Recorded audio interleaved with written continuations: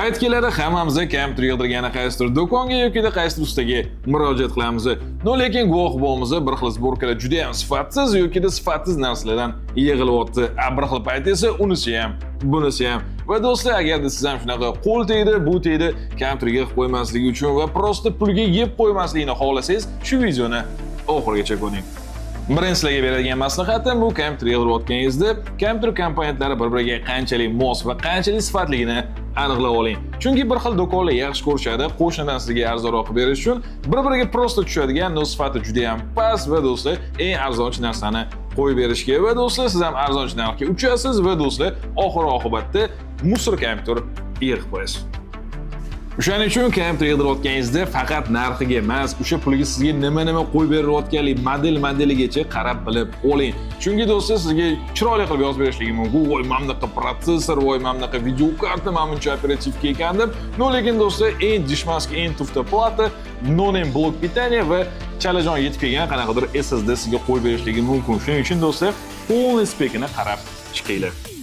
Ikkinchi beradigan maslahatim bu kompyuter yig'ib tayyorlab berishgandan so'ng o'sha joyi o'zida qachon ozgina bo'lsa ham test qilib keting. Masalan, OCTC'ni power testga 5 minut bo'lsa ham tursin, ishoning, ko'nglingiz ancha xotirjam bo'ladi.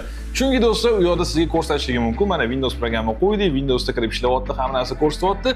Lekin uyga olib ketganingizdan so'ng o'yinga kirdingiz, programmaga kirdingiz, qanaqadir muammolar chiqib kelishi mumkin. Bir xil holatlar bo'ladi do'stlar. Garantiya testni o'sha do'kon yoki o'sha usta olmasligi ham mumkin. Bu sana aybingni olib sizga prosta отказ bera olishi ham mumkin. Shuning uchun do'stlar, ko'nglingiz xotirjam qilmoqchimisiz va prosta vaqtingizni ekonom qilmoqchimisiz? Shunaqa holatda do'stlar, kompyuter yig'ib tayyorlab berishdi. O'sha yerda o'zida 5 minutga bo'lsa ham prosta stress test urib oling. Hammasi chotki bo'lsa, bemalol olib ketavering.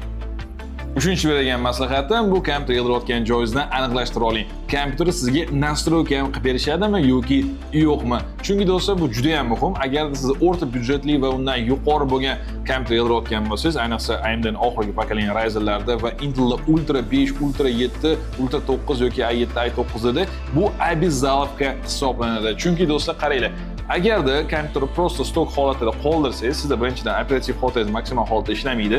Agarda stok holatida qoldirsangiz, aytaylik, sizda juda ham kuchli bo'lgan protsessor turibdi va qanaqa mo'shni vazini oxirgina qo'ygan bo'lsangiz ham, protsessorlar BIOSdan nastroyka qilinmagan bo'lsa, u prosta do'stlar 100 gradusdan pastga tusha xolamaydi va в итоге do'stlar 1-2 oy ishlatasiz va protsessoringiz oxirat yetib keladi va shunaqa holatlar bo'lmasligi uchun va siz kompyuter oldingizmi, kompyuter sizga полностью nastroyni qilib, ideal ishlaydigan qilib, soatda ishlaydigan qilib chiqarib berishmayapti. Do'stlar, bunaqa joydan olib o'tirmang. Prosta juda ham ko'p guvohi bo'lganman, qanaqa i9 da ham tako kompyuter berishadi.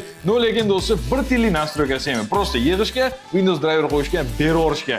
Do'stlar, u odam aytaylik, qanaqa video montaj qilyapti, render beryapti-da. Lekin do'stlar, payt o'tyapti, qotishni boshlayapti yoki render otaveryapti. Bu nimadan do'stlar? Prosta kompyuter qizib ketayotganligini 100 gradusga otavergandan keyin protsessor drop qiladi, prosta o'lib qolmasligi uchun. Va shunaqa holatlarga siz ham duch kelishni xohlamayapsizmi? Обязательно do'stlar, yig'dirayotgan joyingizdan aniqlashtiring. Sizga shu BIOSdan nastroyka qilib berishadimi yoki yo'qmi? Ikkita eng global narsasi bu operativ xotira va protsessor.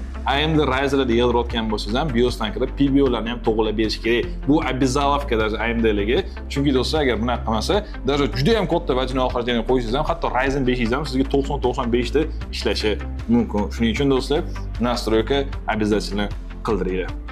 Mana shunaqa gaplar do'stlar. Agar shu bergan maslahatlarim sizni tufta kompyuter yig'ib qo'yishingizdan asragan bo'lsa, men juda ham xursandman va demak, meni vazifam bajarildi hisob. Va do'stlar, sizlardan bitta narsani so'rab qolaman. Agarda shu meni qo'llab-quvvatlashni xohlasanglar va shunaqa formatdagi videolar ko'proq chiqishini xohlasanglar, shu videoga like bosib, menga obuna bo'lib qo'yasizlar. Chunki do'stlar, bundan keyin sizni yanada zo'rroq va yanada foydaliroq videolar kutib turibdi. Sizlardan Ibrohim bo'ldi. Keyingi videolarda ko'rishguncha.